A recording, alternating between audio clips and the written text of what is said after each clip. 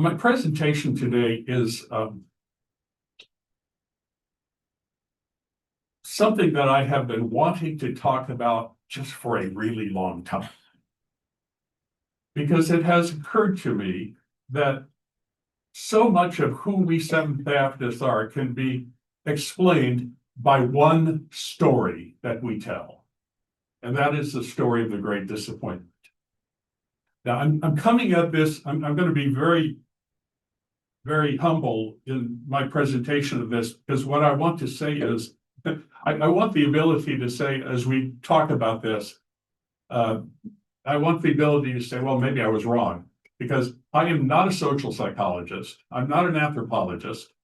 I am a pastor, and I'm a pastor who has followed people's thinking about their church and what their church means to them, what it means to their community for many, many years. And it finally hit me one day that we could learn more about who we are by analyzing ourselves through the lens of the Great Disappointment than we can by looking at ourselves, at our doctrines specifically, or our behaviors, our distinctive behaviors specifically, or how we've organized our church. We can learn more by looking at it through the lens of our origin story. So let's talk about that a little bit. This starts with a story that happened to me a few years ago. I was sitting and talking to a pastor of another denomination. And the pastor didn't know a lot about us. He knew that we worship on Saturday, as everybody knows. For some reason, he knew that most Adventists he'd met didn't eat pork. I don't know why that was so important, but somehow that had lodged in his brain. And he knew that Advent or Adventist meant something about Jesus coming again. Oh, so far, so good. He said, but where did Seventh Adventists come from? So I went through the story. I said, we started out as a group of people who had read some prophecies, led by a chap named William Miller, read some prophecies and did some calculations, a little bit of algebra. And we ended up with the notion that Jesus was going to return again in 1844, October 22, 1844. And people were waiting for Jesus to return that day. They were actually looking for it to happen and gathering in groups. And I said they were disappointed. And we call it, this day, we call it the Great Disappointment. And he rather matter-of-factly looked at me and said, and you're still disappointed. I thought, yes, exactly. We are still the disappointed all these years later. And it began to percolate in my mind the idea that this disappointment has kind of rankled down through the decades, through all of us, and still shapes who we are. I'm going to do a little, like I said, I'm not an anthropologist, I'm not a social psychologist, but I know a little bit about how stories affect people, affect groups of people. And there are governing stories that create groups. Mythology, Fraser's Golden Bough, and all the myths that have been collected there down through the ages, and how these myths shaped who whole civilizations were. Religion is a particular powerful form of mythology. And by mythology, I don't mean, by the way, that the things are necessarily untrue, but they're stories, they're myths that shape who we are. Religion is a particularly powerful form of mythology because it has authority behind it, the authority of the infinite God of the universe. Significant events in the lives of people or the lives of groups. You have a war, you have a persecution, a Holocaust, for example, will continue to shape that group of people down through the years. And that is things like trauma, PTSD, will affect whole cultures that have gone through a particularly difficult situation. There are actually, this I don't know much about, but I was intrigued by it. There's those who make the case for a sociobiology. In other words, we inherit by the kind of people we are and pass the qualities that we pass along from parent to children. We pass along also a desire to see things in a certain way. Technology has been a huge part of this. And particularly now, we understand that better than anybody. Here we are, we're talking to people all over the world, both hemispheres, and we are sharing ideas with one another. But the bit of technology that comes to my mind right away is what we call memes. You know, these little cute little things with a picture that we share all over the world from one to another, and people just pass them along. Oh, that was kind of cute. I'm going to pass that along in my Facebook page too.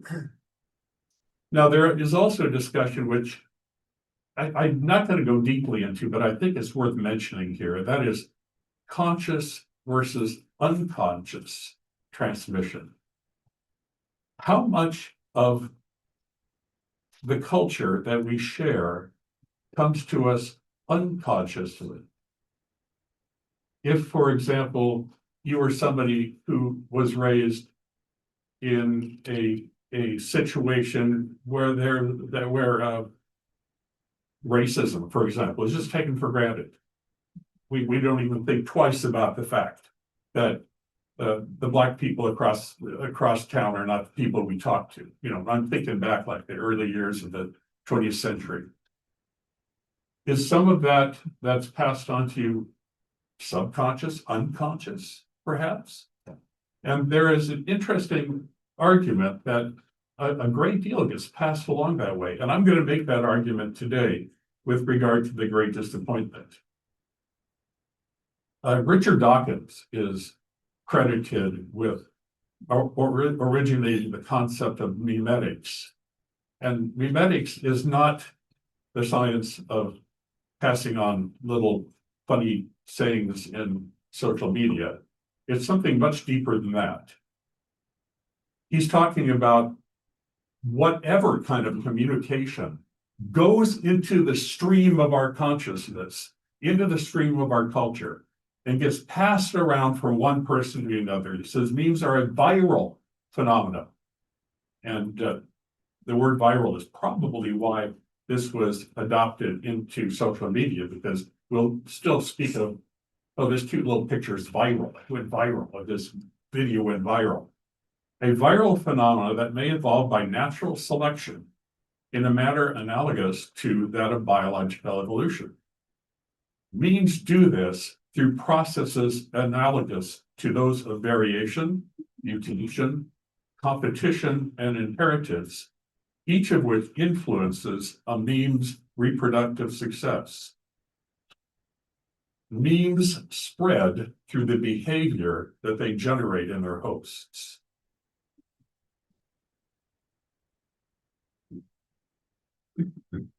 I'm making the case that the governing story of our denomination is the Great Disappointment. And that almost everything that makes us who we are has evolved from the way we tell the story of the Great Disappointment. Now, I want to make a distinction here.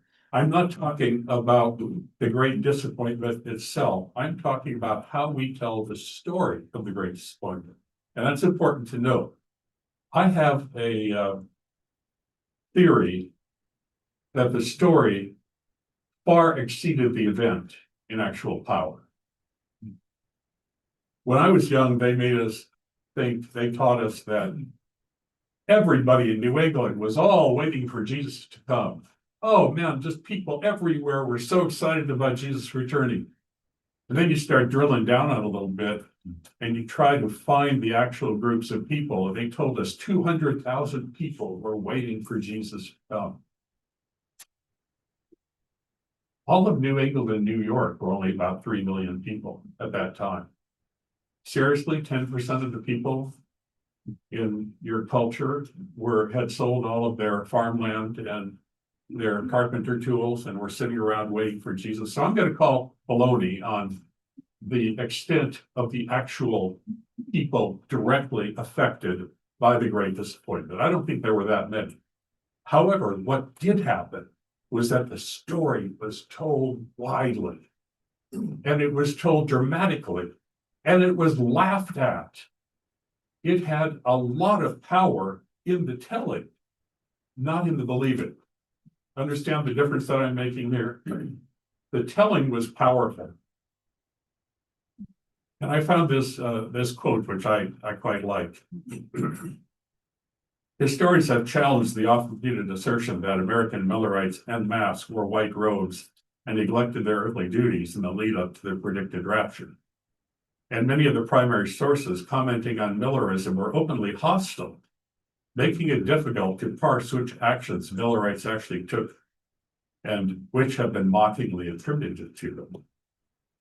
Rumors flew in Canada about individuals fasting 40 days, giving away all their property, claiming high-value land for their own use post-apocalypse, and cleansing themselves in frozen bodies of water.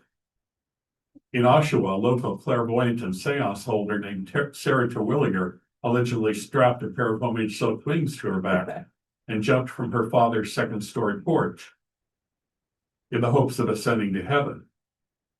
Instead, she plummeted 15 feet and broke a leg. This was a key sentence here. Some of these incidents might have happened, but they should be taken with a healthy dose of skepticism. Still, as historian Jack Little acknowledges, the apocalyptic message of the Millerites was highly conducive to public hysteria, and their practices left a deep impression on contemporary observers. This is to make the point that it was the telling of the story that became powerful. The repeating of the story over and over and over again, like I repeated that story to that pastor. I'll give you an example. Any of you remember, was a few months ago, somebody said that the rapture was going to be happening within a week or so? Everybody was talking about it. Everybody was joking about how many people are actually waiting for the rapture to happen. I suspect very, very few. I never heard of a single person selling their land or their property or anything like that because they really wanted it to happen.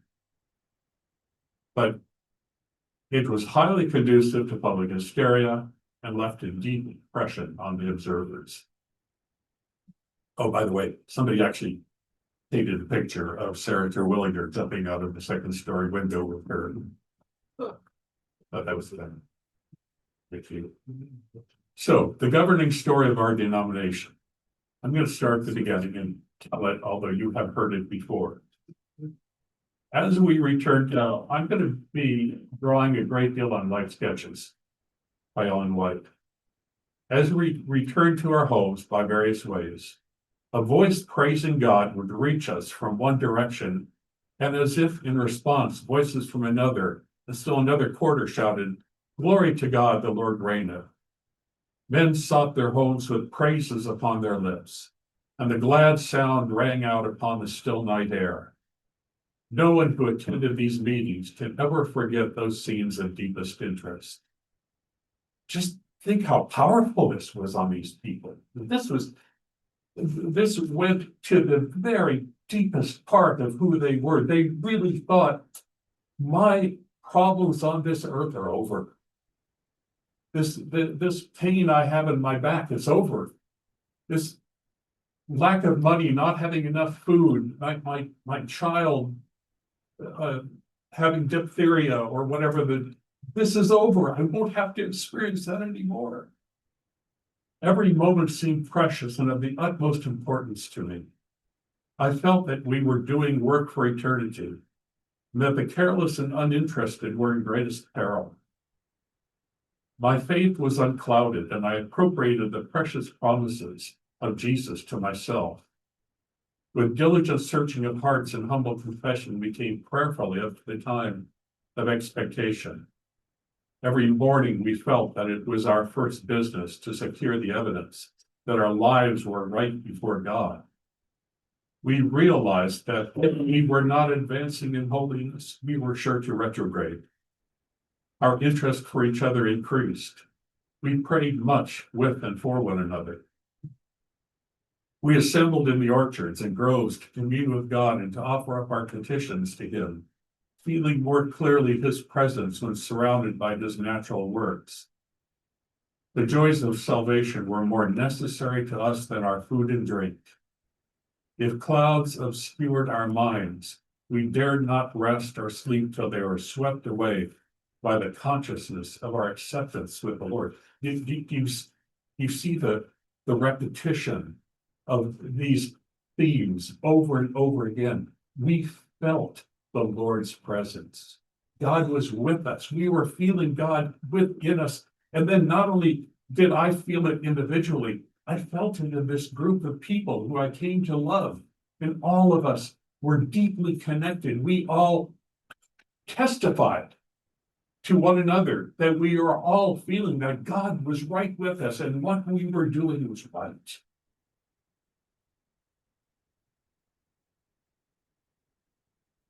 Now here's where the story takes the sad turn. They looked for the coming of the Lord until the clock told 12 at midnight. Then our disappointment became a certainty.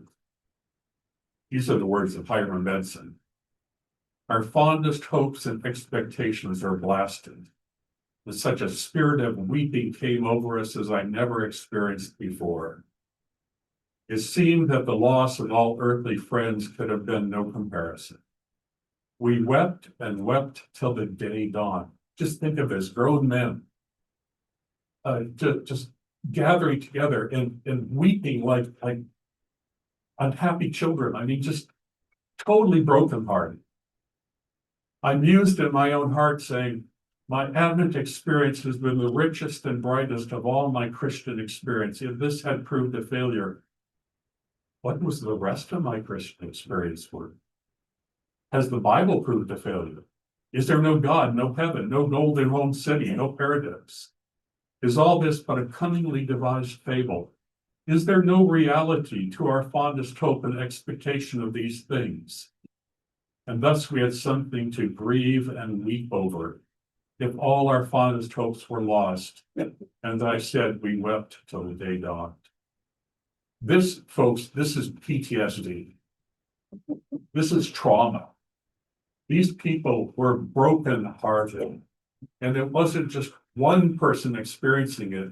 It was a group of people together. Now, these are the assertions I want you to help me analyze today.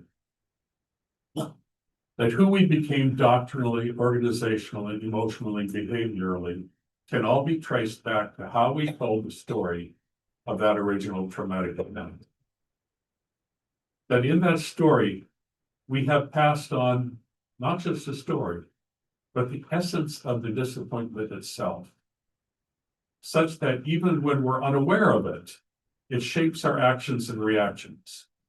We remain essentially a disappointed people, and our disappointment with God continues to show itself in the personality of our group. And finally, that we will get more understanding of who we are by looking at ourselves through the lens of the great disappointment than we do by looking at our doctrines, actions, biblical interpretations, or organizational decisions alone. So take note of that, if you will. This is where I'm starting and what I'm going to ask you to look at as we go to our discussion. Now, a little side note here on something called disconfirmed expectancy.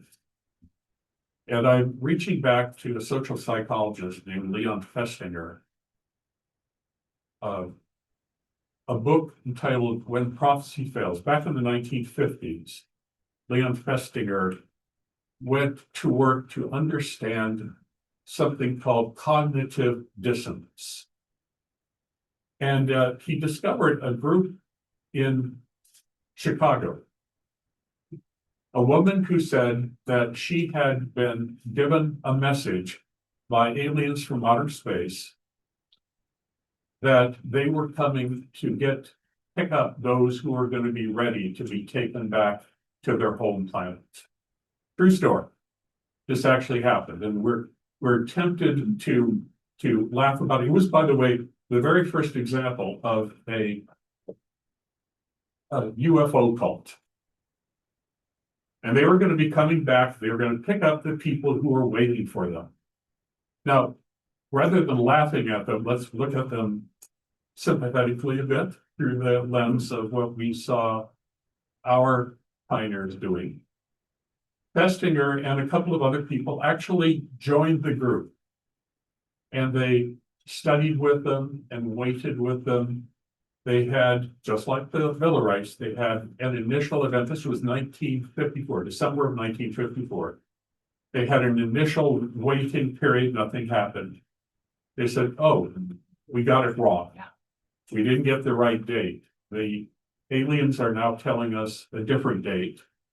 And they started to wait on another date. It actually happened, I believe, on the 21st of December, 1954.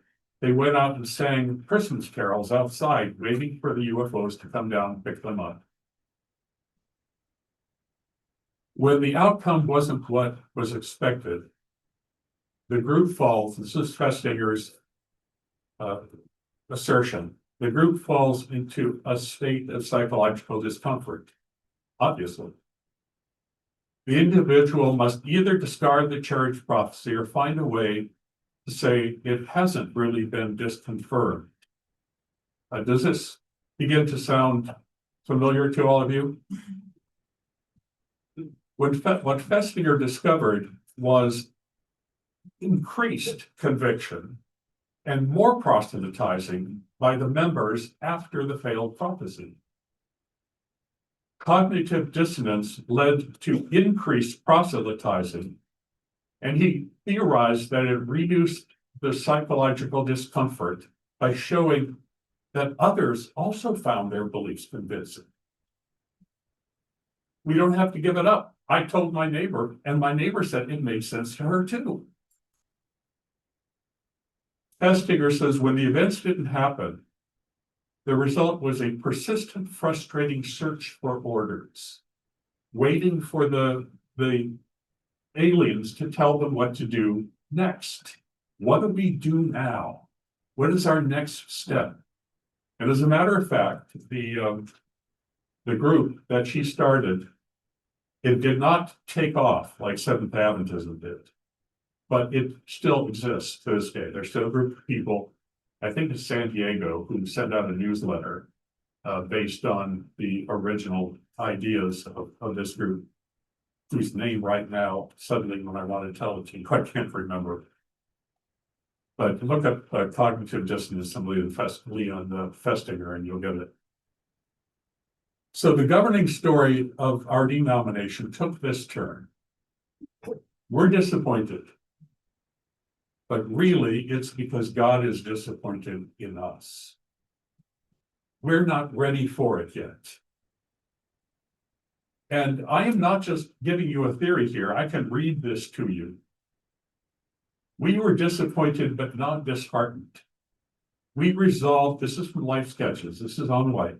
We resolved to refrain from murmuring at the trying ordeal by which the Lord was purging us from the dross and refining us like gold in the furnace. We still needed to be refined, to submit patiently to the process of purifying that God deemed needful for us, and to wait with patient hope for the Savior to redeem his tried and faithful ones. What are the key ideas there?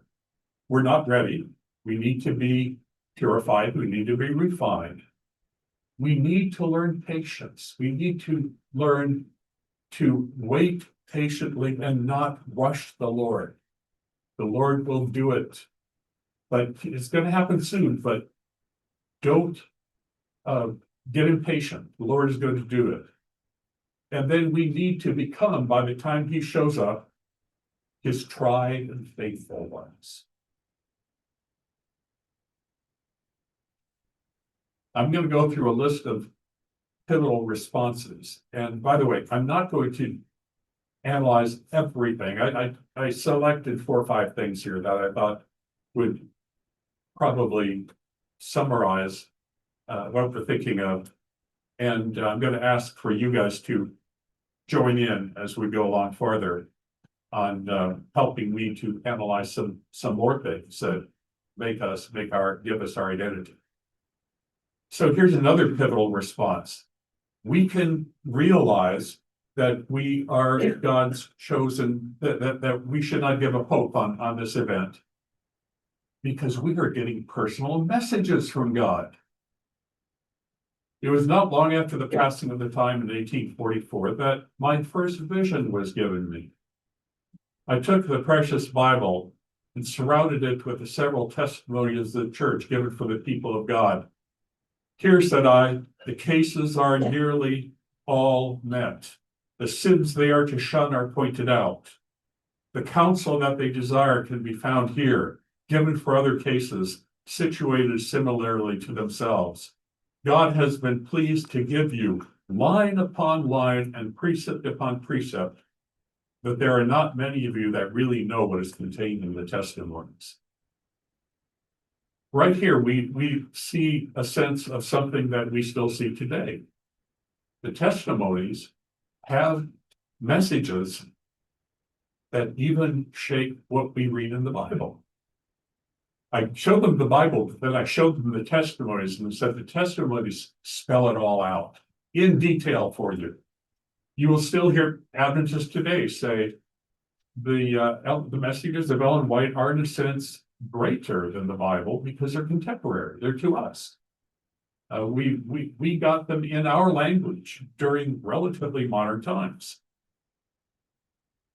Another pivotal response was separation. Again, from Life Sketches. And by the way, I should say, I could have come up with some passages, hundreds of them. All of these things are repeated over and over again. This was a time for the message of the second angel, who flying through the midst of heaven cried, Babylon is fallen, that great city. That message was first proclaimed by the servants of God in the summer of 1844. And what was the result? They left the fallen churches. We need to separate. Remember the story. Ellen White and her family were drummed out of their Methodist church for expecting Jesus to come. She and her family never quite got over that. And whereas other Christians realized or thought that Babylon referred to worldliness, the evil world out there. I mean, what actually was Babylon? It was an evil, idolatrous city, right?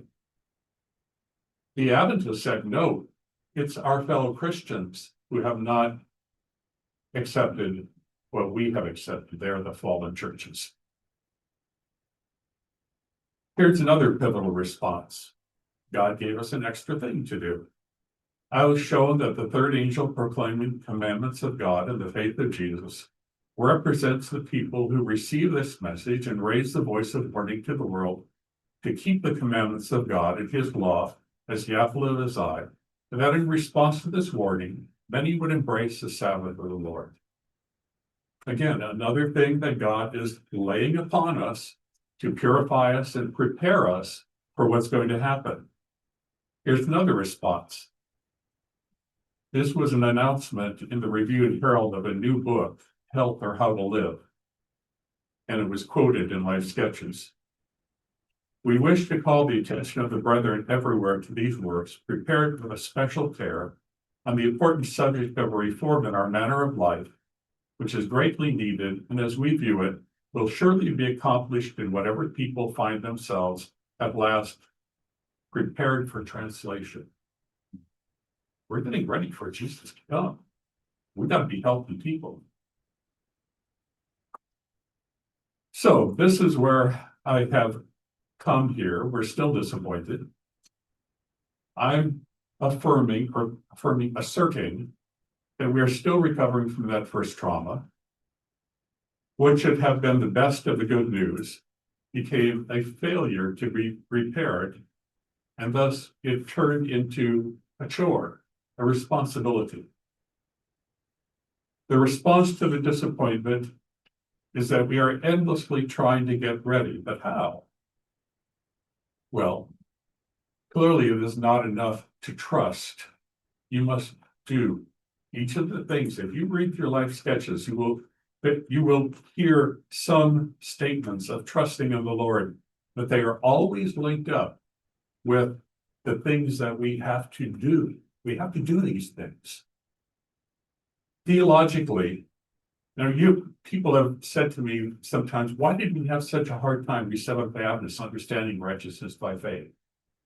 Why was it presented back in the 1880s and Ellen White said it was good, and we didn't really? I mean, people said, yeah, great idea. Did anybody actually start living by it? Not by the time I came along. We were still pretty much righteousness by works. And then again, under the leadership of people like Norval Pease and Maury Benden and others, it was again started proclaiming. People said, we've got to realize that we are saved by the grace of Jesus Christ, not by our works. And even then, it's still today, people are wrestling with it. You will still walk into churches all across the United States. And I know this is hard for you to believe in Loma Linda.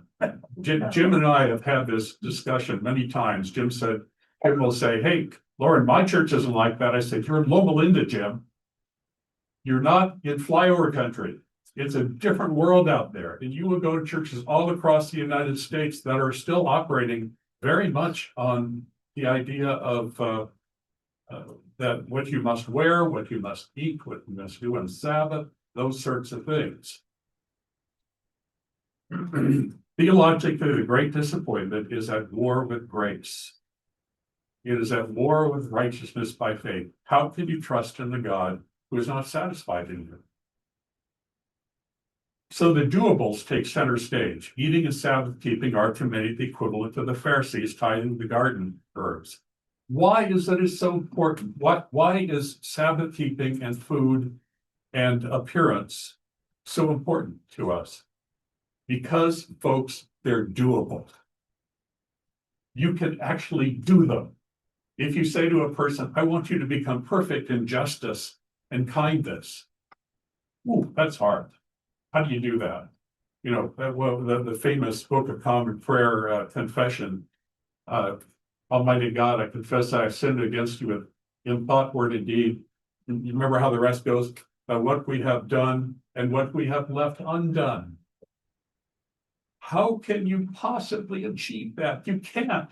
You can never become perfect enough to not leave things undone. So the doables take center stage.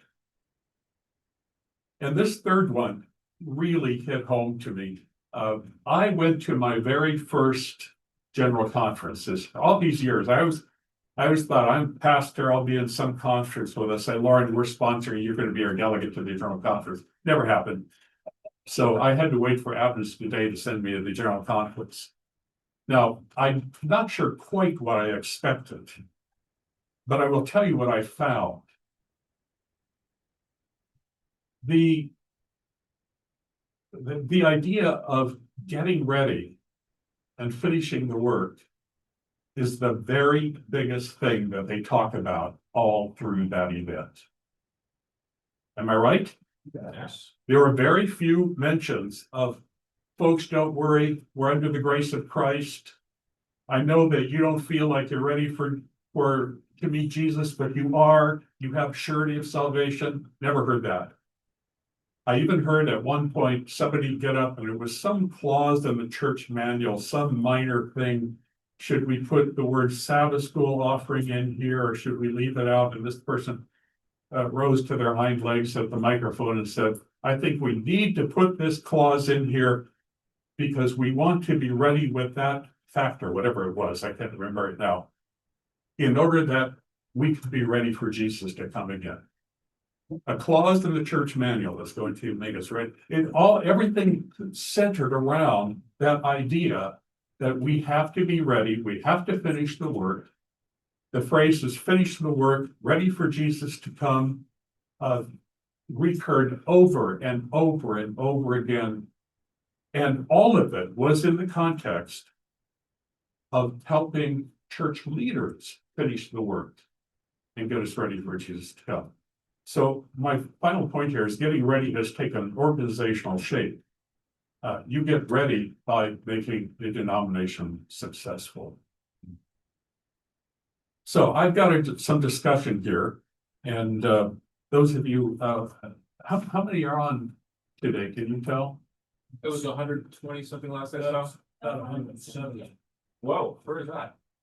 It's on, And then 10 days, 170, 178. 178. I want to apologize to you online. I'm used to looking at the camera, and now I have this group of people that I'm looking at. So I haven't been looking at you, but I'm very aware that you're listening in here too. Let me give a little bit of instruction to those of you in the room and those of you online.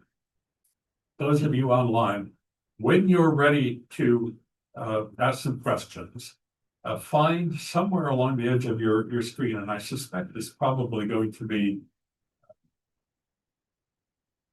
I don't know where it is if you're on a mobile device, but I do know where it is on a computer. It's going to be on the edge of the screen, and it's going to be either under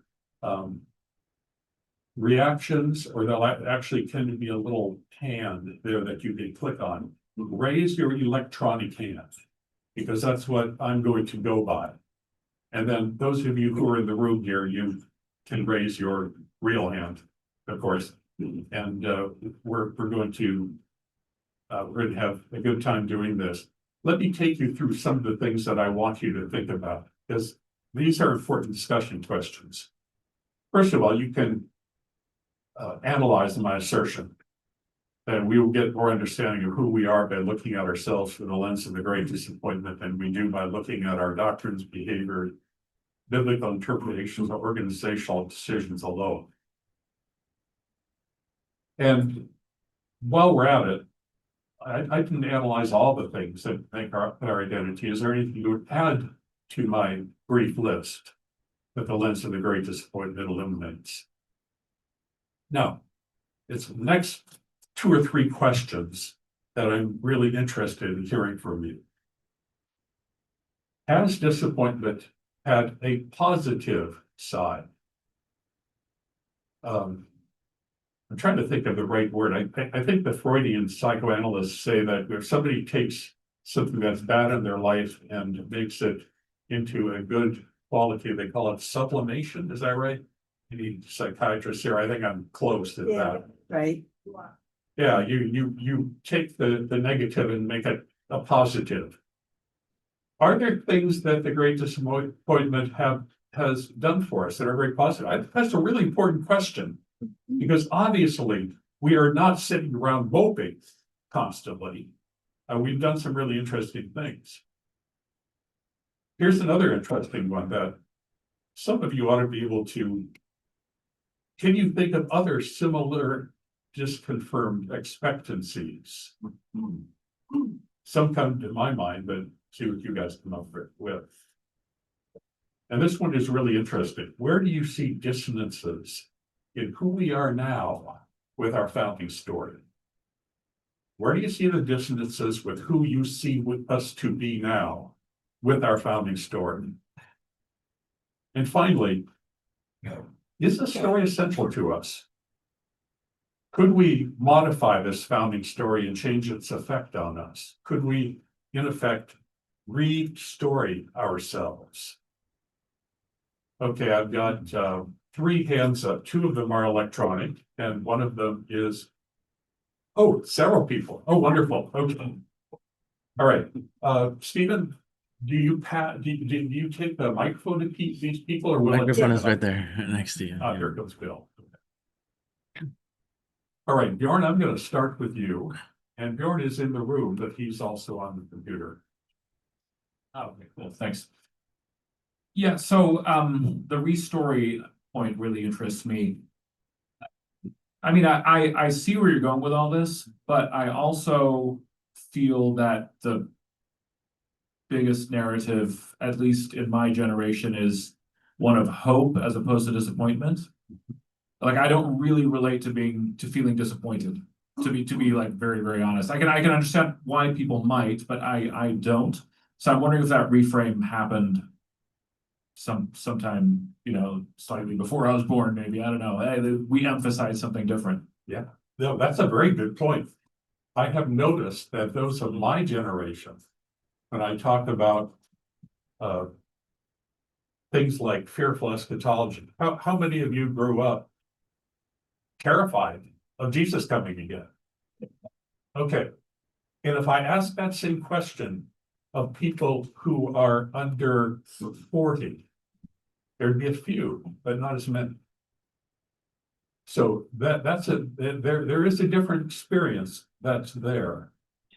And it is possible, yes, what I'm getting at with these questions. It is possible that a new generation has kind of slipped the leash, if you will, that bound the rest of us, and is still doing some of those things, but not feeling the disappointment that came along in negative ways to a lot of us in my generation. Does that make sense? Okay, the next hand that I said, Michael. Sorry, what this? Yeah.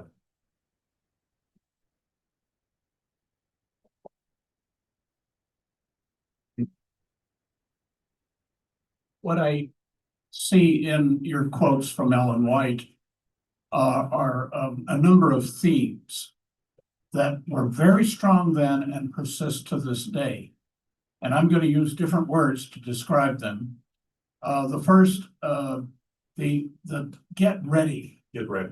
Get ready. Huge. As if we aren't ready. What do we need to do to be ready? Embedded in that is perfectionism.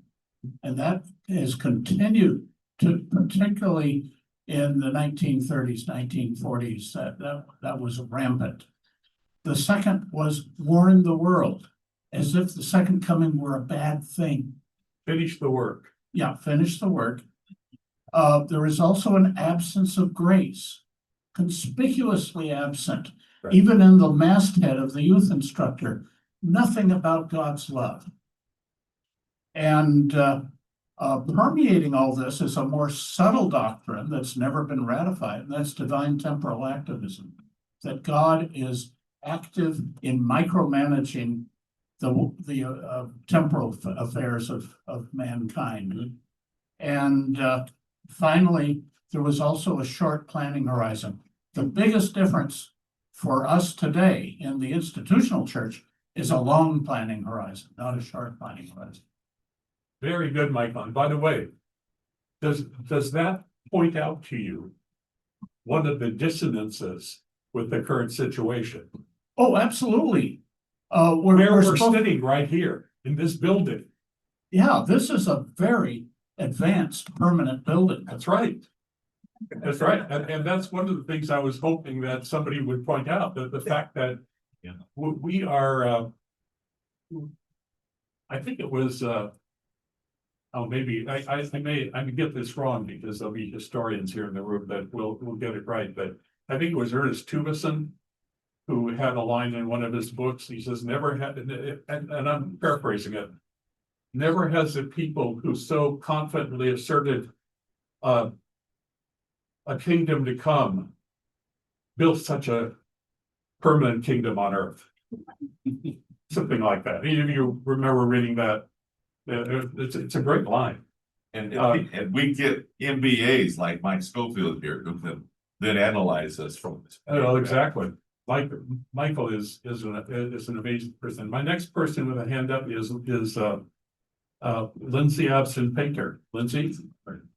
Yeah, of course. It doesn't seem like it started out this way, but it does seem like 180-ish years later, it would be continually reminding people that God is personally disappointed in us and that the onus is on us individually to be good enough to earn salvation is a pretty effective means of control and manipulation on the part of church leaders. Yeah, It's our fault. it's your own fault that you, and that again, that came through. It was said at the general conference in slightly more socially acceptable ways, but it was very clear over and over again. You need to get busy and get ready and get the church ready and get the world ready so Jesus can come. And yes, it was powerful. So keeping people in a constant state of stress and anxiety Yes, is a pretty effective way of maintaining control.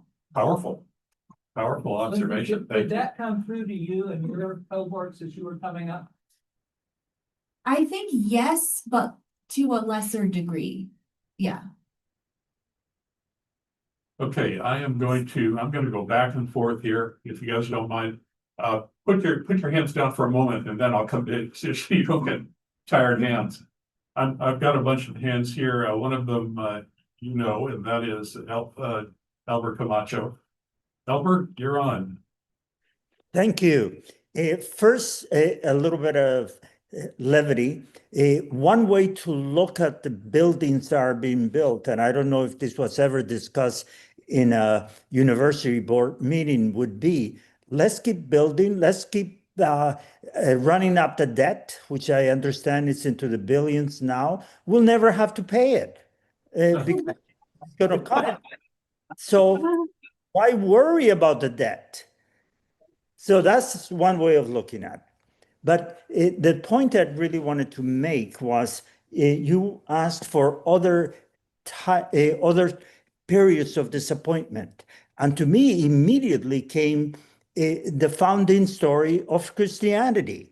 That was built out of the great disappointment of the disciples and the followers. They were mocked.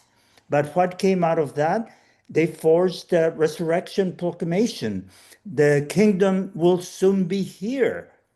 And they tried to reframe the eschatology so that it could survive a delay. So I think both stories have quite a bit of similarities. Yeah, very good. Hey, thank you, Albert. And by the way, when you see your brother Albert, please give him my greetings. Okay. Yeah, that's fantastic. I had never heard that idea that we won't have to pay back the debt before. Have you heard that, Michael? Yeah, from him. From him. Okay, more hands. I don't know. Yeah, Dr. Chesterman. Hang on, Don. Comes the microphone. And when you have to be perfect, you better be certain, absolutely certain about what the requirements are. And if you believe that the devil is going all out in every way to try to deceive you, he's kind of hiding behind every bush, then that is going to make you intellectually conservative because you're going to be suspicious of any new idea, especially anything that challenges your certainty about what you already believe. So you're frozen in concrete. You cannot move intellectually. So intolerance of ambiguity, absolute requirement for certainty of belief, certainty of ethical behavior.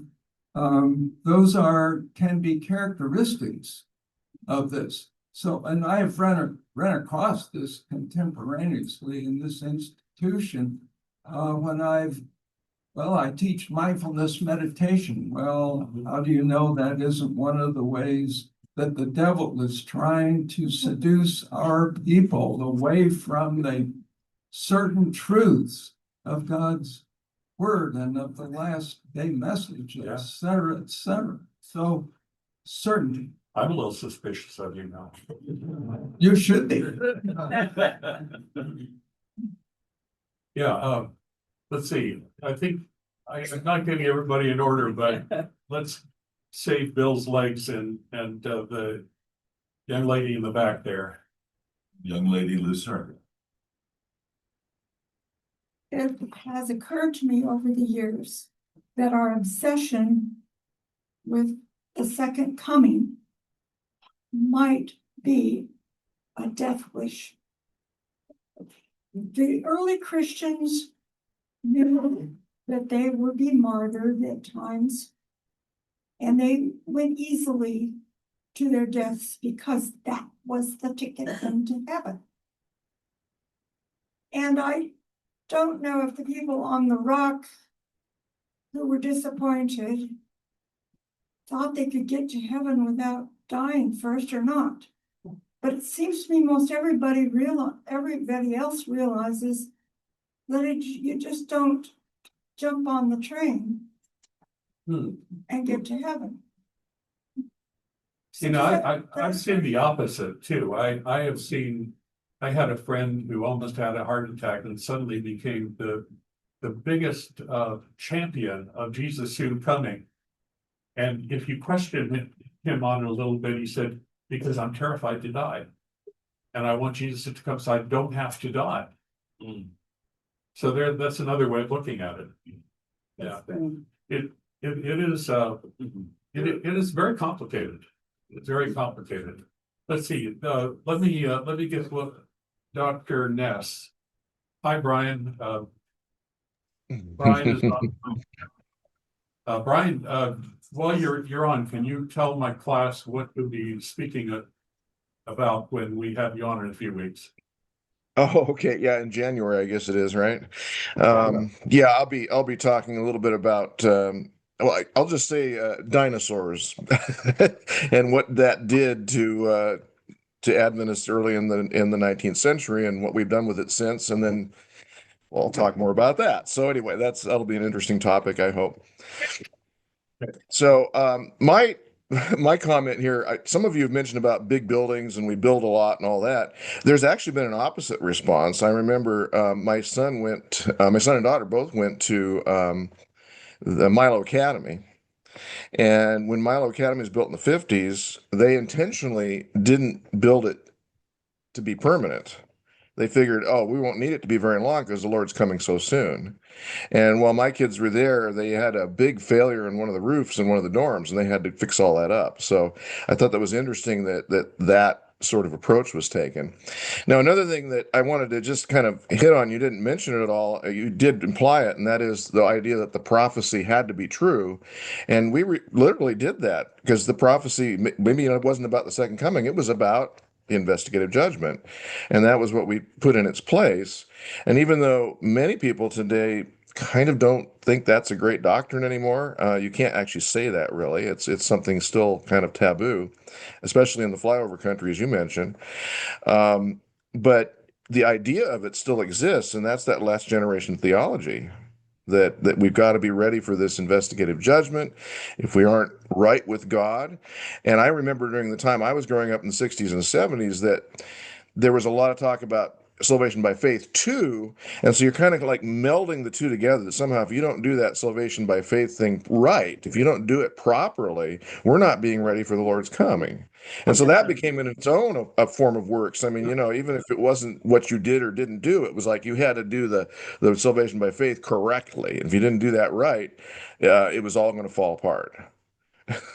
Oh, that's interesting. Yeah. Now, I got a slightly different view on that from my teacher is the academy. He explained righteousness by faith to us, and then he said, but doing the right things, he said that's the technical explanation for how you're saved.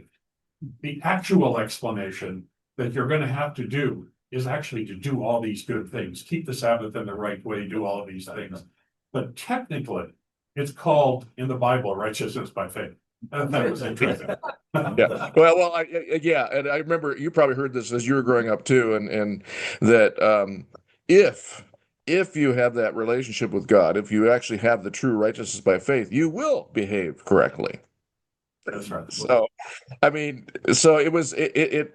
Although we taught this salvation by faith, it still seems like we were caught in this whole thing of we have to be doing the right stuff when the Lord returns, or it's he can't come. It's our fault. So anyway, Stop and finish the work. yeah, That's what we're over and over and over again at the GC. which led to greater disappointment. Just disappointment again. Yeah. So Yeah, thank you, Brian. Looking forward to having this. Bill, there's somebody in the back. You might as well just work your way around. We've got a lot of people telling you who you want to choose. Oh, I see that, yes. I think we got Mr. Wiggers. Sure, yeah. So first of all, I'm 25 and I can assert that at least where I grew up in Grants Pass, Oregon, I heard all of that stuff. I think more probably than any of the younger people have said. So I was told all of the investigative judgment stuff, all of that. So it's still out there. But so with that perspective in mind, I feel like for me, like going to college, now I'm in medical school here, being in academic spaces, it's really hard for me that there's like a box that you can't ever get out of. And people ask me like, oh, you want to stay in the church? You know, do you want to leave the church? Like, how do you make that rationalization? And it's difficult to know that like the playing field has already been set.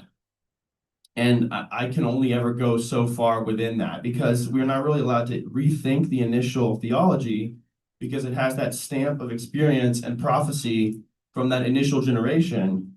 So like Lutherans, they don't really have to worry so much about like, for example, Luther's anti-Semitism, right? They're allowed to say he was a man, but I don't feel that I'm allowed to say that Ellen White was a theologian. So the difficulty with that is that we don't really have theologians to disagree with. We have basically everything is built within this context of like vision. So even outside of Ellen White, right? How does Hiram Edson justify the investigative judgment? It again gets this experiential vision stamp that at the beginning of the doctrine gives it this bubble that never, it makes it basically unassailable from the first moment of its initial creation. So what that though to me is what's interesting about that is then we get to this point where we've kind of discussed this where like the investigative judgment kind of most of my friends either have never heard of it or don't even agree with it. But what good is it to me at least being who I am? It's very frustrating to be told, well, where we've gotten is that we'll never admit it's wrong, but we just don't think it anymore. And to me, like the way that I am, I cannot sit with that dishonesty. But at the end, I'll just bring it to, I thought when you were saying where are the dissonances though? So I think Dr. Testament or somebody was saying they were told to like be scared of mindfulness meditation, things like that. I was told that it's the Sunday churches that have the nice music and the atmosphere that makes you feel something that you're supposed to be suspicious of. And it's not supposed to feel good for us. So what's so interesting is I think when you're working on like a school project that's due in a week, you work unsustainably hard on that. You dump everything into it, you stay up all night, and basically we are following in the footsteps of people who were working unsustainably hard at something. And now that we have to live with this long term, it feels terrible.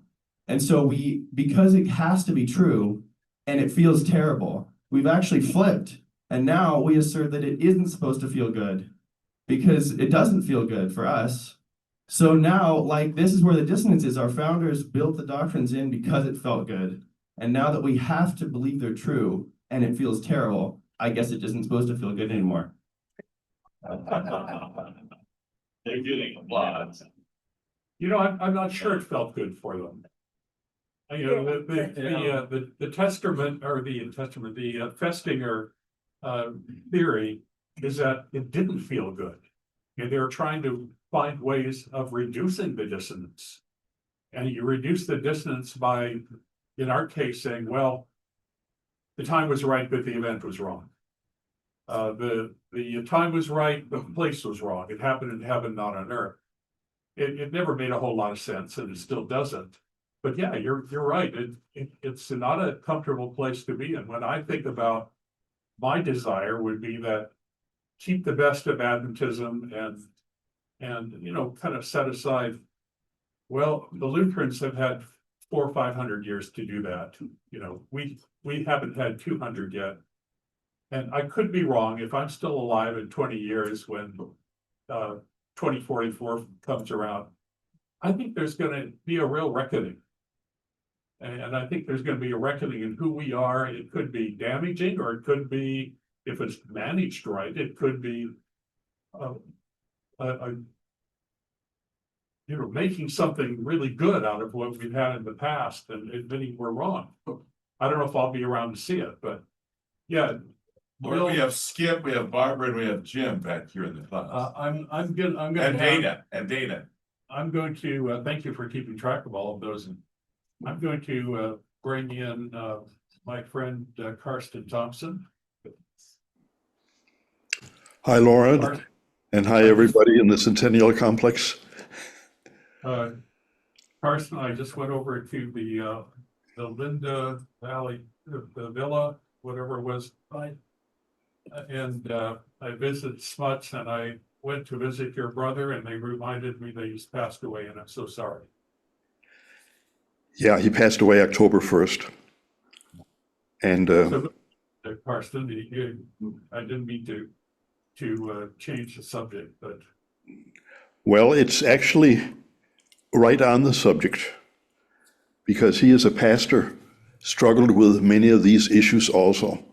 And in his later years, he talked about some of our crazy beliefs and so on. And basically, the response I wanted to give you today to your presentation is that I have a model in my mind that we have different railroad tracks that we're individually and corporately, depending where we are and what church we belong to, that we're moving at different rates of speed in our evolution of our spiritual journey. And I'm happy to report that I feel that the Adventist Church has been able to accommodate me, even though my train is perhaps moving at a much different speed than other places and other people. And as long as we can get along, I think the good Lord, He can accommodate us in our different spiritual journeys. The things that you've talked about today are relevant for a large number of people. But I'm here to report that I'm celebrating 2 funerals today. Now that sounds a little perverse. Funeral number 1 is the burying, formally from my standpoint, where I say that 1844 needs to be buried. It was a grossly mistaken doctrine. Hiram Eidson invented an other necessary and useful doctrine, which is a bunch of nonsense and it's not scripturally based, about the sanctuary service. But as I wrote in the chat log, I think, for me, 1844 and the sanctuary were, in retrospect, cunningly devised fables, but they were necessary for the church to be able to move on and survive. I write they lit a fire in the embryo of the inseminated embryo of the church, what became the Adventist Church in 1860. And that was a rabble-rousing, radical church, noisy and openly debating and discussing. And with time, unfortunately, it stagnated. And that stagnation was sort of the nails in the coffin by hiding the 1919 Bible Conference and hiding that in the archives. And the second funeral today is, of course, the book Reclaiming the Prophet, as you're all acquainted with. And that also represents, I think, a wrapping up of the people who were involved in researching the history of Ellen White, and in that book giving a nuanced and a positive view of Ellen White, and putting to rest and having a funeral for the cunningly devised fables that the church created about Ellen White. So for me, that is a very important session also. And the people who have written that are now my age or beyond, retirement age. And I think that that unnuanced view of Ellen White will gradually disappear. Just like I believe that our unnuanced views of the sanctuary doctrine and the fearful doctrine of the soon second coming will also quietly disappear. In Europe, where I go to church, we don't preach these things anymore. They are mentioned occasionally. But as I say, as another commenter said, Christ's mission on earth was a failure. He died. But out of that came one of the most revolutionary religions on earth. And I believe also that the two funerals that I'm personally celebrating today, the death of useful but no longer necessary doctrines, and the death of an unnuanced view of our prophet, I believe that we will move forward with those, not with a radical thing, because people are on their own trajectories. But if you remember in Alice in Wonderland, the Cheshire Cat sitting in the tree, and it gradually disappeared until the only thing that was left was the smile of the Cheshire Cat. And I think that the church will probably, with respect to the unnuanced view of Ellen White, have a more mature, more nuanced views, and the very unnuanced view that we had, that'll disappear as a Cheshire Cat smile. And I think also the sanctuary doctrine in 1844 will have the same fate. It won't be a radical revolution, and I'd like we actually, to be honest and fair, in our statement of fundamental beliefs, we should have a section at the bottom saying retired fundamental beliefs. And I don't mean that as a joke, I mean it seriously, because that is addressing the fact that we have evolved and we've changed and so on. And that has been a positive experience that the church was able to do that.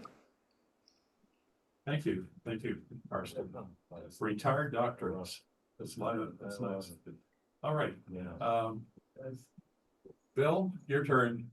Skip. I'm 72. To give you some context for my experience having grown up in this church, I never was affected personally. I never felt that Jesus didn't come because of my behavior, even though it's never been pure. Also, I never considered that the disappointment that it was that the biblical scholars missed this really essential point that nobody knows the day or the time. They asked for the disappointment. Yes. And how we came about following all that business is a mystery to me. I want to state emphatically, though, that while the church and its beliefs have been extremely detrimental to my spiritual growth, I am increasingly lonely when I'm not with my fellow believers, whatever their place is on this spectrum that we all find ourselves on. I love you guys, and it's crazy. I admit my cognitive dissonance is very functional. I appreciate you bringing this up. My final point would be, though, I'm very glad Carson brought up his points and this young man here. I am extremely happy that you are dealing with this, because I wonder about our youth. What are they thinking? And I appreciate that you have brought this into this group of old people, of which I am one. So I appreciate the time that we have. I just wonder, though, what are we going to look like 20 years from now when we give up this idea about the sanctuary and about the 1844? What are we going to use to replace it? What are we going to grow from? Who are we going to be? There are people in the General Conference who would say the only thing that keeps our people together and moving is that we constantly keep kicking them in the butt with this reminder that Jesus is coming soon and they have to help makes the work. We would not have our dynamism if it were not for the guilt by which that we lay on people. I mean, seriously, and you wonder, is that true? Sherry Ann is my next person. Sherry Ann, you're on. Hi, Lauren. Can you hear me clearly now? Yes, very much. Awesome. Okay, so for me, there are a couple of themes that came out while you were presenting. The cognitive dissonance is very real, and I've found I've had to wrestle with my own cognitive dissonance because it's something I was taught in the church. So for growing up in Jamaica, we had the doom and gloom, and you need to have a plan for the time of trouble. So like my family personally, we had some very rural lands that we know we would be able to go to that not many people would be able to access and all of those things. But that was also taught alongside singing, "We have this hope." And so you cultivate, that expertise in holding these two very conflicting ideas as both to be true.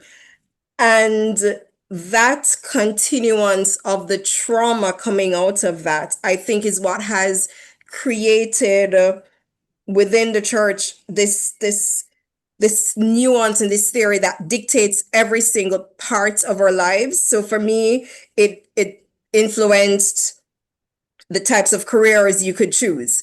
So my choice to study physics wasn't popular because you need to do something that can help the church and help people. Now that energy and renewable energy is more interesting, it's not as much of an issue. But physics as a core subject, there were a lot of questions about it and whether or not you're wasting your time.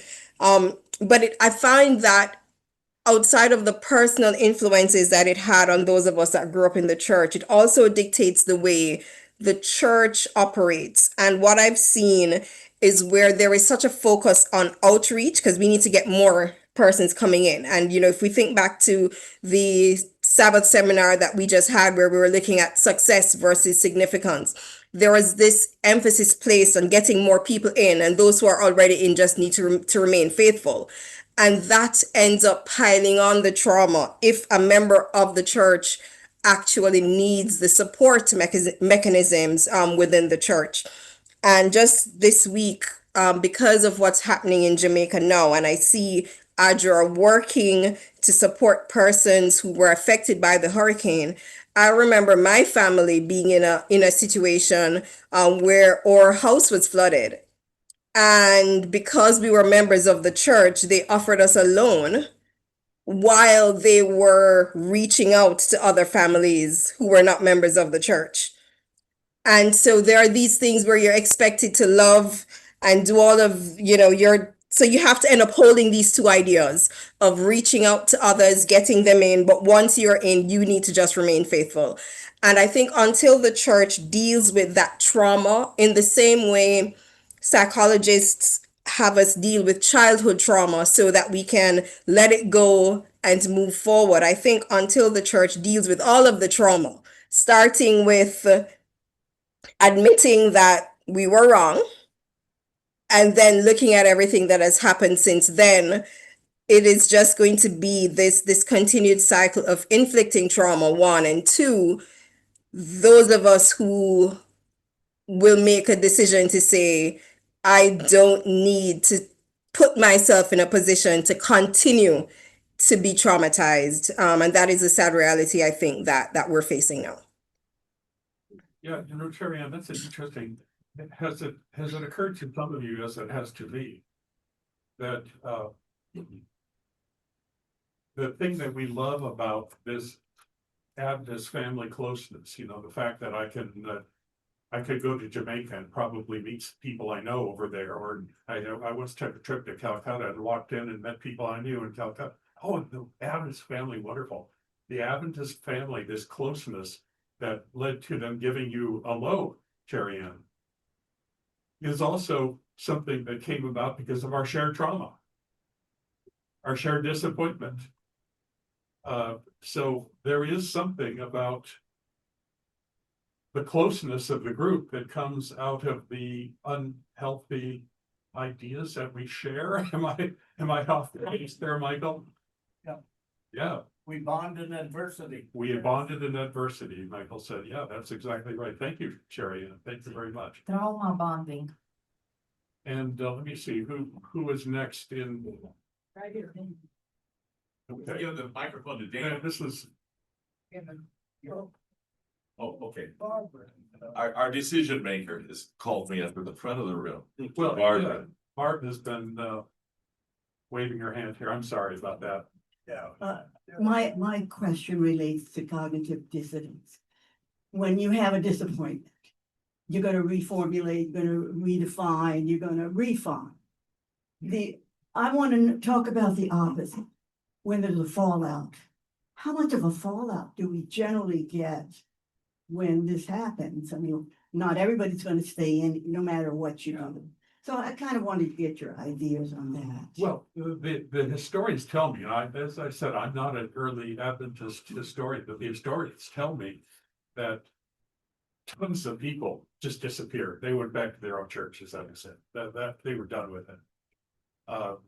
A similar thing that I remember asking Ron Graybill once, I said, what happened to all these people that Ellen White wrote these rather sharp testimonies about, and she published them in books? He says, I assume a lot of them just left and said, I don't want anything to do with this crazy people anymore. They exposed me publicly. So yeah, trauma does chase some people away, don't you think? And did.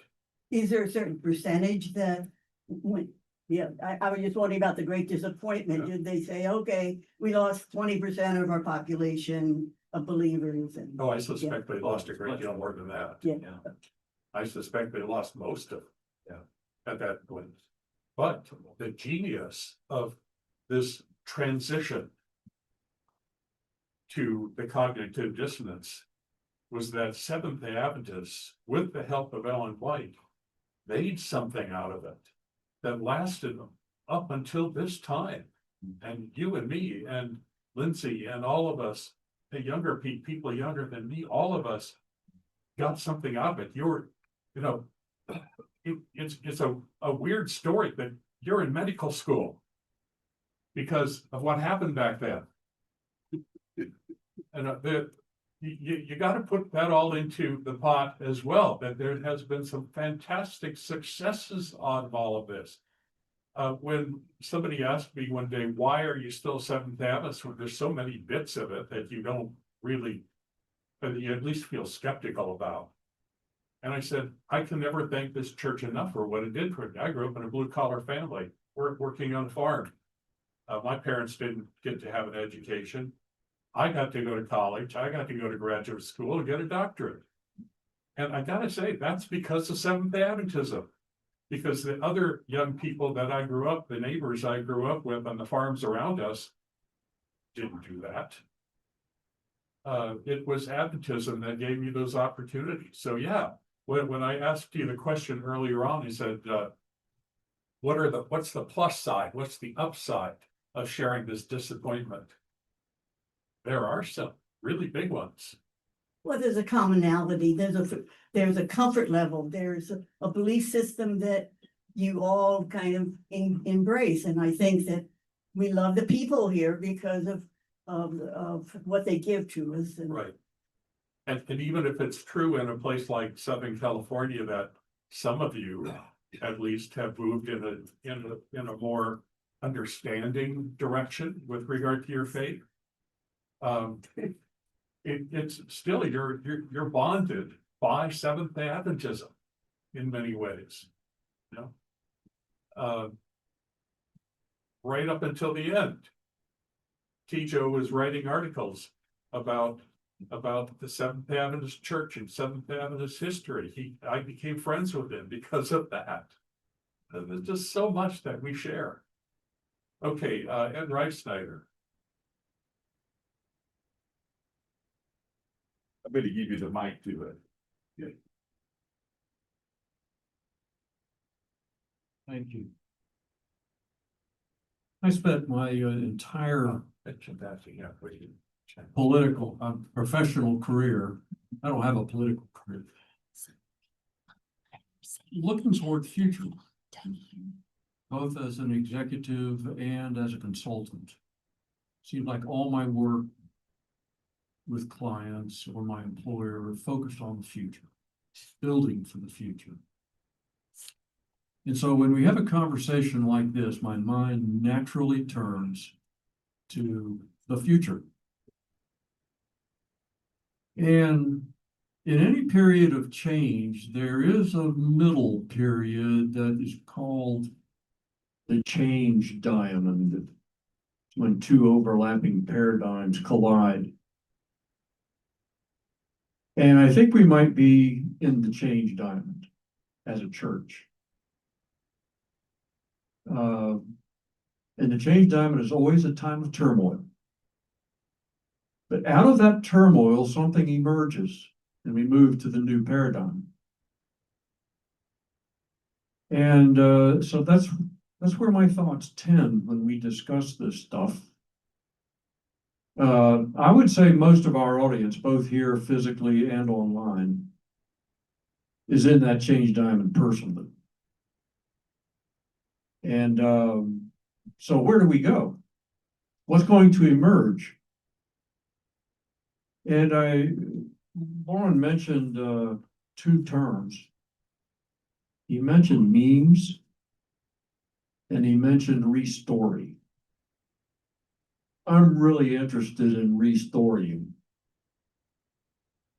I think at least a segment of our church desperately needs restoring.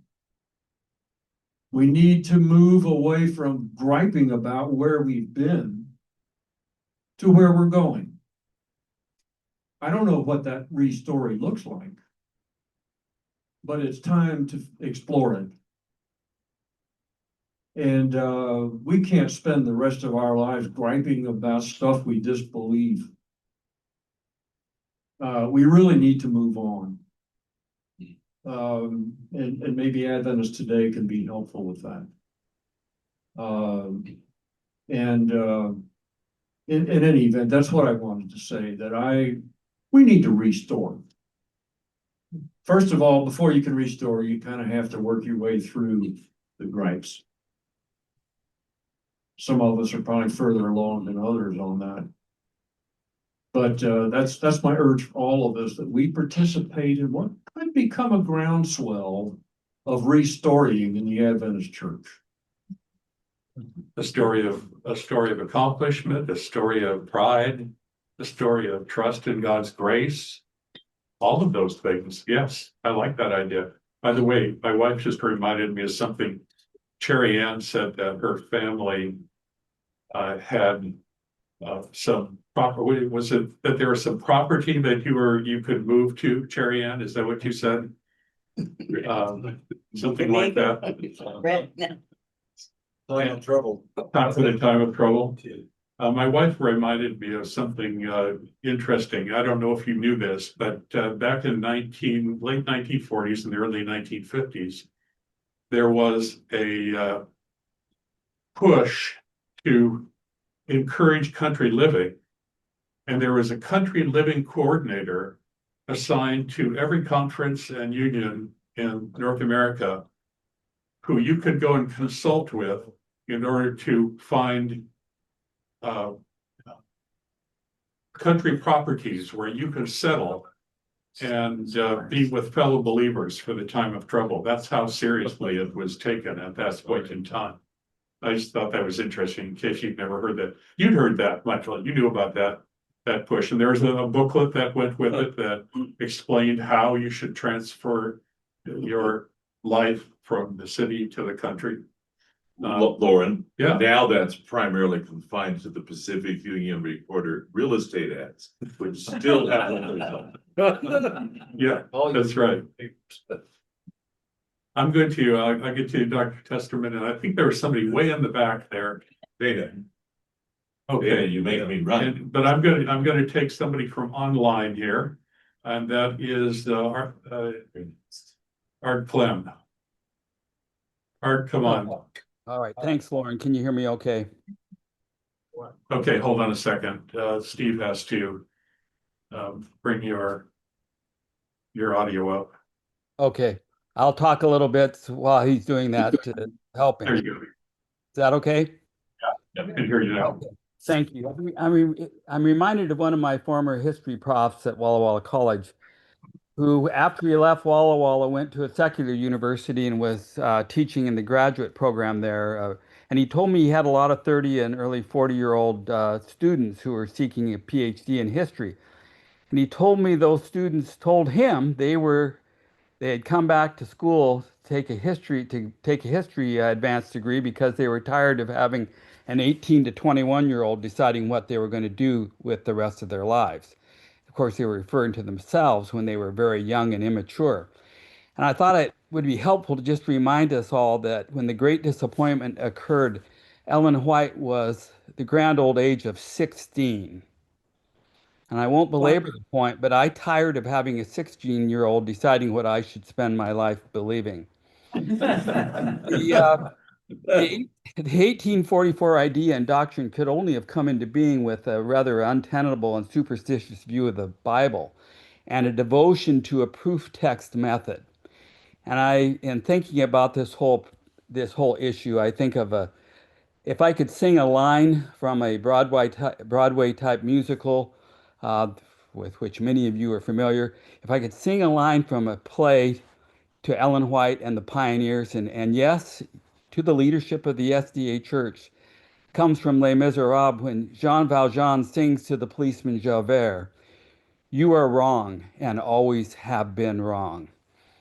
A good friend of mine was talking to me recently about both the professional and personal relationships, both types of relationships that he had. And he had some colleagues who wanted to discuss his position on a particular issue.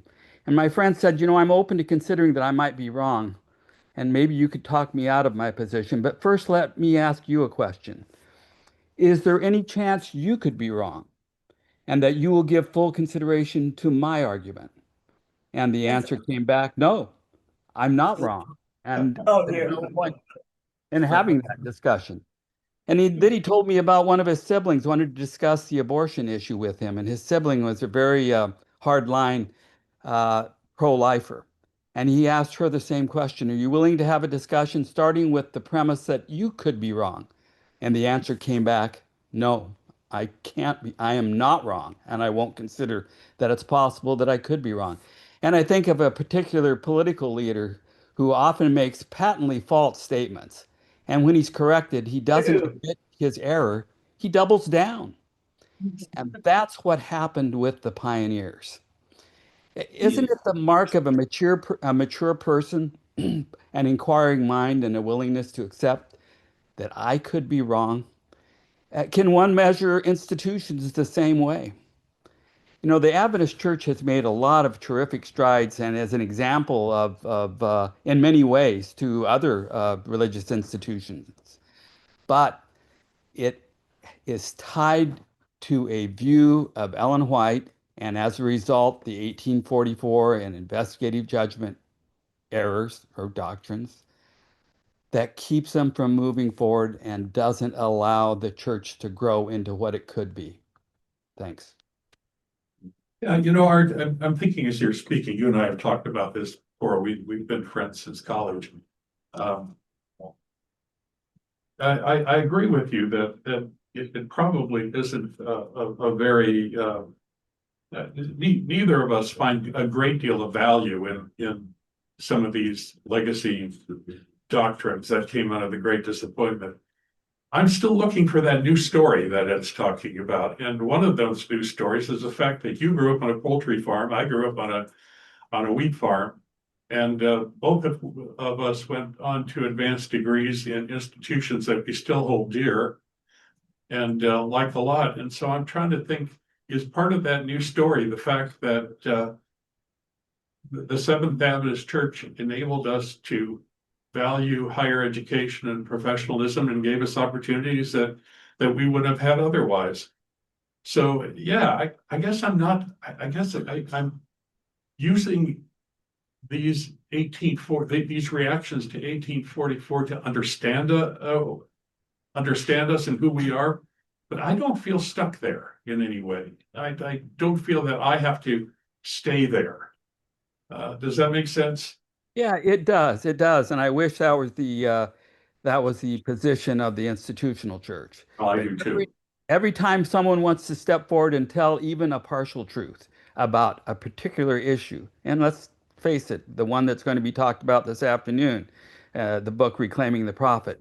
Anytime, it doesn't go as far as I think it ought to go, but anytime someone steps forward and tells some of the truth, the church reacts with we're closing the door on that issue. We're going to, we'll just disallow the publication of the book. And yet here we are in a church of the major church, the senior largest church in the institution, and they're letting us say it. They wouldn't let us say it in Ohio. They wouldn't let us say it probably in a lot of other places, but they let us say it here. So I perhaps, want to celebrate that. Perhaps the fact that there's a new leader of the church makes a difference, because it wasn't very long ago that Reinder Brunsma wasn't allowed to speak. That's right. That's right. Hey, thanks, Art. Okay, we're going to go back to the room here. Sure. Dana. Yeah, what's your name? Dana Stallion. Oh, Dana. Of course I know you, Dana. Okay. Sorry. Okay, thank you. So I really like conversation. So I want to start by answering to Marcus and telling him that there is definitely an institutional journey and an individual personal journey of faith. And freedom and healing can be fast-tracked in the personal journey, independent of the institutional one, but you need to be committed to your own recovery. And you need to seek community with people that are recovered. So I do definitely have hope, and I'm talking to you as a recovering Adventist. Somebody talked about retired doctrines, and that goes perfectly with the idea of present truth, because we keep claiming that we believe in present truth, but the present truth should be alive, should be evolving, should be growing, should be changing. And thank you, Loren. I'm very, very grateful that you were so clear today that our founding story, our Genesis story as a community of faith is we are born from disappointment and failure. And I wonder we keep feeling that and failing. Yes. And you talked about cognitive dissonance, and I want to add the ontological divide to that. And I believe that's our problem. It goes back to, okay, we are disappointed in God because he promised us he was going to come, but we can't be disappointed in God because God is infallible. So maybe we should be disappointed in ourselves, and we keep being disappointed in ourselves. We keep trying to be perfectionists, trying to be saved by our works, and keep forgetting about the faith and the righteousness by faith. And it really modified the way we see God and we see the world. As I said, there are a few groups of Adventists, different groups of Adventists, traditional Adventists, modern Adventists, recovering Adventists, grudgingly Adventists, and so on. We can keep an open list. But I believe there is hope, but the hope comes from healing. You ask what the solution is. Theologically, I think we should finally accept and embrace the fact that we can be Christians. We should be fully Christian. Yes. We should look back at the creed and embrace that. I'm Yes. sorry, that's my personal opinion. By grace are you saved through faith. Yes, amen. We can have the assurance of eternal life. Yes. Socially, I think we should embrace compassion and social justice, as Bill said. Yes. And I remember what Richard Rice says in one of his books, that suffering is soul making. I think that's kind of our niche. I think the world is suffering, the world is disappointed in God, and maybe our contribution for the world should be a fresh look on the others. Thank you. Thank you, Dana. Very good. Appreciate that. I'm going to go online now, and then we'll get back over to Dr. Testerman. Eduardo, keep it short. No. Loren, I have been sitting in that chair a couple of times with this class years ago. I present that I know the time of Jesus coming, and the response that I have from the class, you're going to be disappointed. I took it to the general conference to tell Wilson. Ted Wilson took it to the White Estate, and the response that I have from Bill Fagel, the White Estate, is I don't believe it right now.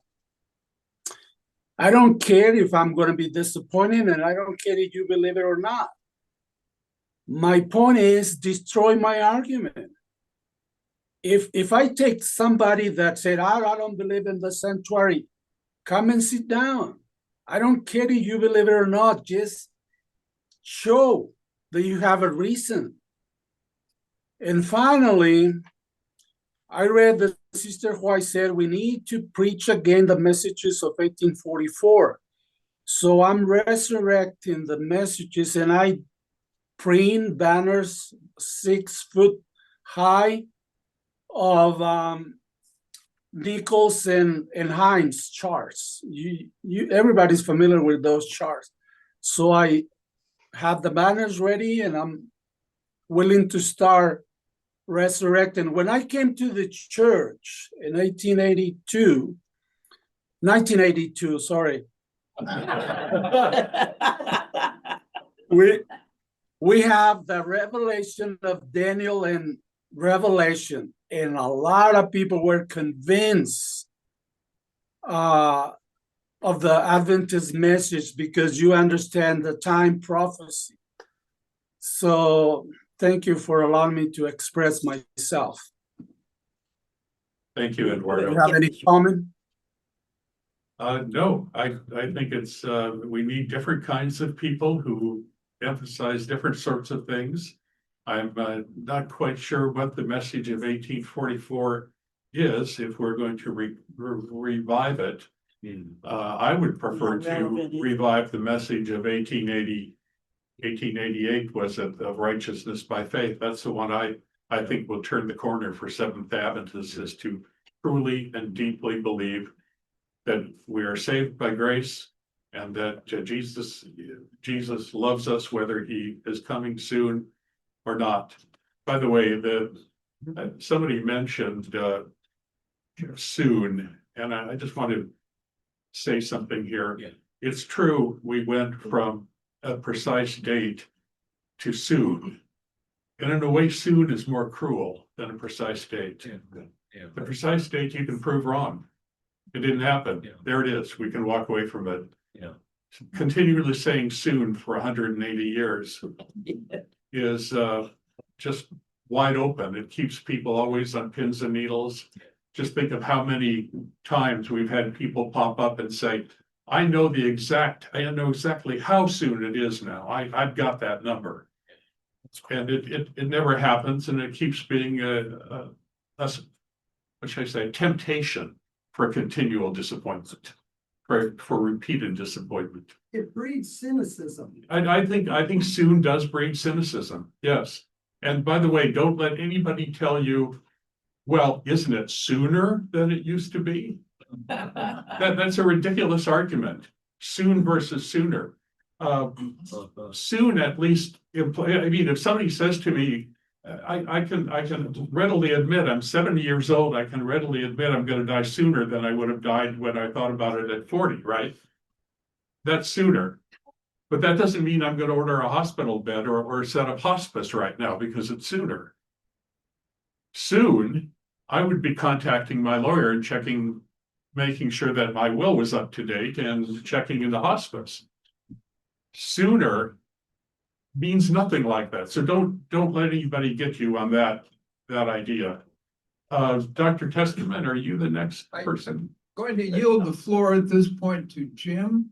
So I'm going to provide a brief introduction for All right. John's willing to hand it off to Jim Walters, but Jim, you can't say anything until I've introduced you, because we've put Jim off now for about 45 minutes from being able to say anything, and I just want everybody to know that just because we've given you a 80th birthday celebration last week at the Spaghetti Factory, we're not going to just put you up on a pedestal. We are going to give you the microphone still. Well, I came off the pedestal last week. I want to say something about what Ed was mentioning about a news story. I don't think that we have to go too far to get a news story that some of us need. And I say some of us, I'll come back to that in a second, but that news story is part of our tradition, but it's the dynamic part of our tradition that most of us can't handle because it can't be contained. And there's been an allusion to it. Present truth, progressive revelation, unlearning, learning and unlearning throughout eternity. Those sort of notions. Powerful. Yeah, are powerful. And we can shift on that diamond, Ed, between old and new. We can shift. Some of us can shift, not all of us. And I'm thinking, Loren, of what you said earlier. If we didn't have the sort of church we have today, would we be 23+ million or not? I mean, I'm thinking of the fact that after the Great Disappointment, the rationalist William Miller, he gathered his lieutenants and they formed the Advent Christian Church, which is in the tens of thousands today. Seventh-day Adventism is in the tens of millions today.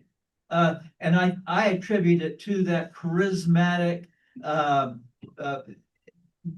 Ellen White, seen as if she was crawling on the floor in Israel Damon's home in a prayer meeting months after their Great Disappointment. But it was those fanatics, according to William Miller, who carried on. I mean, it's a experience of the heart, but there should be a different room in the Adventist church for people like are in this room. But if Adventism was restricted to our cerebral approach, we wouldn't have 23 million plus people worldwide. So I guess my plea is to be accepting of one another and the complexity of the human experience. With you. And to those of us here, I would say, let's not confuse what should be normative with what is historical. I understand that many followers of Luther saw him as a prophet, and now that isn't generally how he's seen. And I think this afternoon we'll see that Ellen White can have a very elevated place in our denomination without all of the unexamined popular trappings, which have often been seen by some Adventist thinkers as expendable or just wrong, but that doesn't destroy her as a very, I think, prophetic leader in the Adventist church. So my main point is to not for those who do get educated, like I have, coming from parents who didn't have college educations, we shouldn't let our education keep us from embracing our roots. But we don't have to worship those roots or keep them static. Thank you. Very good, Jim. Appreciate that. I'm going to go on to somebody online here. This is Bruce Davey. Bruce, I think I've got your microphone. Hi, Bruce. Seeing we're identifying what farms we come from. I grew up on a sugarcane farm in Australia and received a lot of Ellen White quotes as we were growing up. And now we grow sweet potatoes, so that's acceptable. Someone mentioned about a line, drawing a line. Ellen White wrote so much stuff and we don't draw any lines. We never say, oh, we've changed our view, we're moving on. And so you've got a new generation today that just go in and they find a quote and then they use it very strongly in sermons and whatnot. And they are quite separated from a lot of Adventism. I'm thinking of the Trinity, the anti-Trinitarians. They will quote you our early fathers and whatnot. So I think we should be drawing lines and saying, look, progress, we've moved on, but now we've adopted another position. But that means that our previous position is not on. My personal situation, I also attended Adventist schools and university or college, and one of the things that really kept me centered was kindergarten songs with the great truths of God embedded in them. Jesus loves me, this I know. Exactly. And there's plenty of others. And I grew up in a district where there was the awakening movement, which was Brinsmead, which most of you probably wouldn't even remember. And we had Des Ford and others. And I heard things that I thought, well, as a child, that doesn't really add up. That doesn't fit in with the kindergarten songs I learned. And so I'm very grateful for those centering songs that have kept me to this day. One of the things that I think about with the second coming and all the times that we talk about it is that we spend far too much time, and especially in the recent times, on talking about the signs of the coming. We're really called upon to be disciples of Jesus. And so whether Jesus comes in 5 days, 5 years, or 50 years, we're still disciples of Jesus. And we should be here, I believe, waiting in God till he comes. Yeah, well, I agree with you, Bruce. Overall, I do think that we can be ready for Jesus to come at any time. In fact, that's what Jesus said, didn't he? He said, be ready all the time. Just live a ready life. I would just say, Bruce, that isn't what I heard at the General Conference. At the General Conference, I heard, finish the work, get yourselves ready, be the right kind of people that God wants you to be. And that bothered me. That was not a grace place to be. It was not a gracious place to be. It was a demand.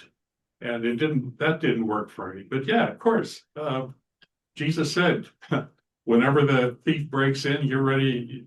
You've locked the door. You've made ready for it to deal with him. And interesting use of metaphor, by the way. Why is Jesus coming like a thief? But we can discuss that some other time. Who's up next? Oh, hi. What's your name? Geir Freegold. I've talked to you in line. Yeah. So I also grew up in an Adventist family. My father was the minister. I remember the days when in church they would ask, how many think that Jesus will come in 10 years? And then it was 5 years. And the real Christians would say 2 years, less than 2 years. And of course, most of those people, Jesus has come for them already. And I think this focus on when is Jesus coming? He's coming for every one of us in our lifetime. And I don't think our focus should be on as a motivation, because that's what it's used for, to motivate us to live sinless life or better lives, because we're so afraid that Jesus might come. Maybe we're watching a movie or something, that would be really bad.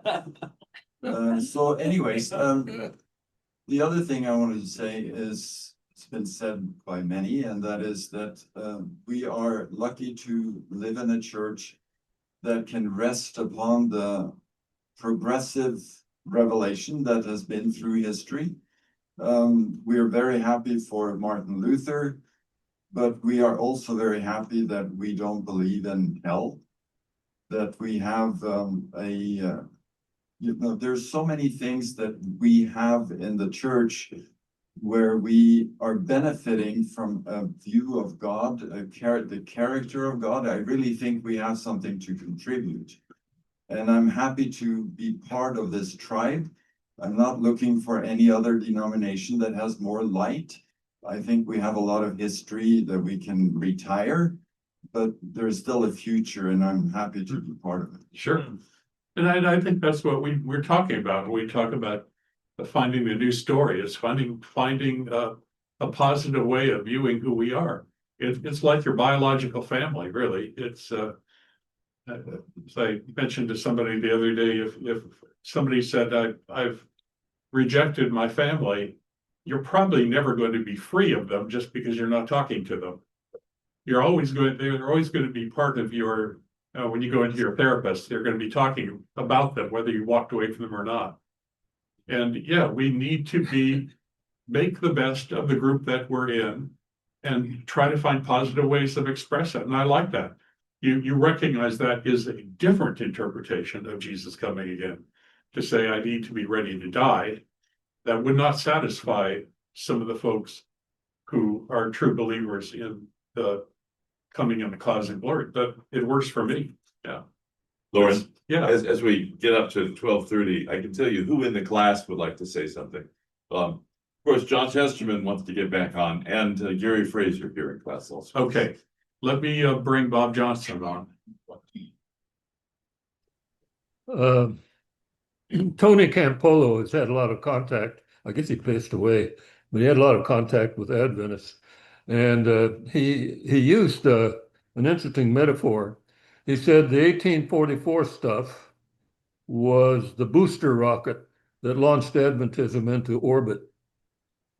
He did not add, but he could have, that the booster rocket is always discarded after it served its purpose. That's good. Yeah. The second thing I'd like to say is that the Judeo-Christian tradition, since its beginning, has always been apocalyptic.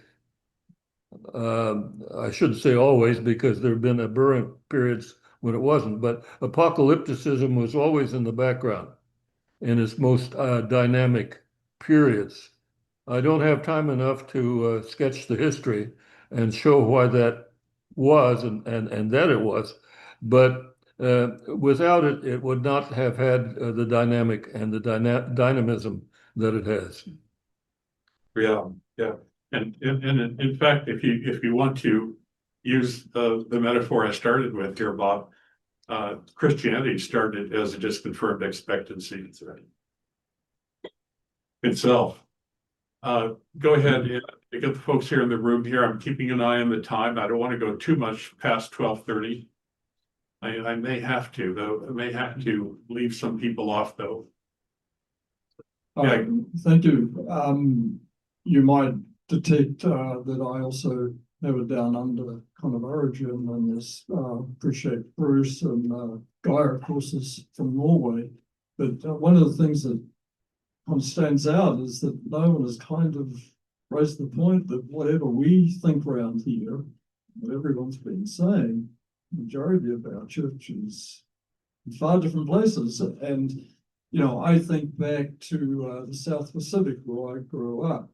Our experience, I think, was a little different. And I don't know whether others in the room, maybe from there, would agree.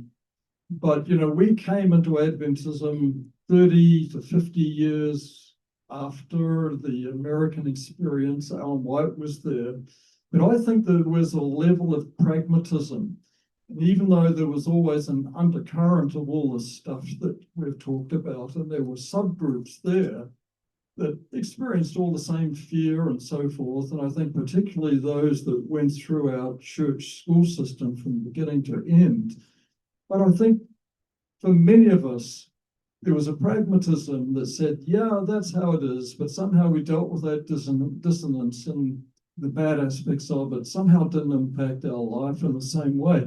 You know, I wonder if in part that what's happening is going to happen in South America and Africa and so forth, that there has to be a progression of thought that is going to be presumably accelerated, and over there's that appeal to the arithmetic and the prophecies and so forth, but yet some of them are moving fast, like we think we are here. And I think another big difference for many parts of the world, particularly where I came from, is that even though we had colleges like Longbourn College in New Zealand and Avondale in Australia and a number of primary schools, it's still true that I would say most of us did not go to Adventist schools from 5 through college.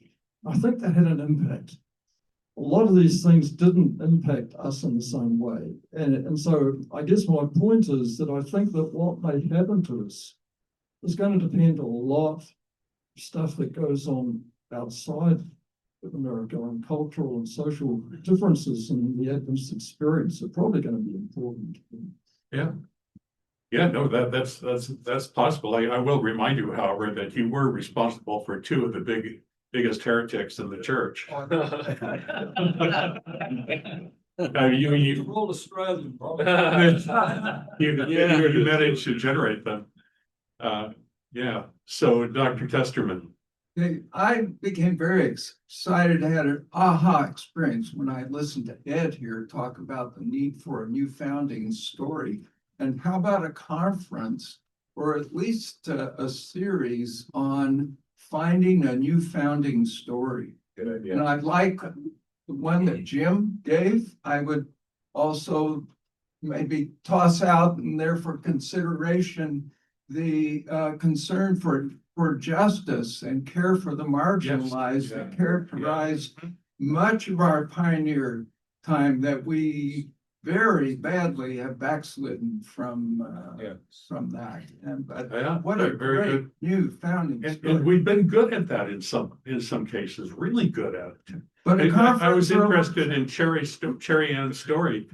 She said at the same time that we said Jesus was coming and we had a place to escape to in the wilderness, when we had a flood, the church gave us a loan so we could fix up our house again.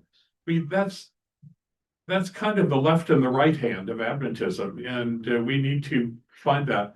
Is there anybody else in the room here, or shall I? We've covered it. Carmen has got it up to you, though. Oops, just disappeared. Loren, while you're looking for Carmen's note, I want to just piggyback on an important announcement for those in class that piggybacks on Jim's comments about rooms. For almost 20 years, this class has met in this room. If you forgive me, Jim. Next week, we don't. Next week, this class meets in the prayer room on campus, on the church campus. This building will be down. There will be no power except for emergency power to this room. And so we are going to be meeting in the old room 101, right next to the old bathrooms. If you've been here a long time, you know what I'm talking about. Which is now called the prayer room, which has been given up to us by Anita Roberts, Pastor Roberts, and the prayer team that often uses that room even Sabbath mornings. So thank you, Jim, for reminding me with your comments about rooms. Our last, I'm gonna have to skip one person, but I'm having Emmanuel have the final word here. Emmanuel, go ahead. Well, yes, thank you. I think we need a paradigm shift. Maybe 2 or 3 weeks ago, I was watching a video from Dr. Jacques Doucan, formerly from Andrews University, and he says that he met the president of a division who told him, I no longer believe in the investigative judgment, and many of my ministers in this division don't believe in the investigative judgment. Now, if we keep the old paradigm, I am afraid 20 years or 100 years from today, we'll be talking about the great disappointment number 3, the great disappointment number 10. So I think we need a paradigm shift. Thank you, Emmanuel. I'm going to, I apologize. I think we should pull it to a halt here. Bill, would you like to have a closing prayer for us before we go? Sure. Let's pray. Lord, it's a treat for 2 Sabbath seminars, Sabbath school classes to get together and to be able to share in fellowship and be taught by Loren. And we ask that you'll help us as we continue to rediscover the good news in our lives and each other's lives, in the life of the church and fellowship, and in our study. Bless us as we move forward, eating pizza and sharing in this extraordinary panel discussion that most of us will attend this afternoon.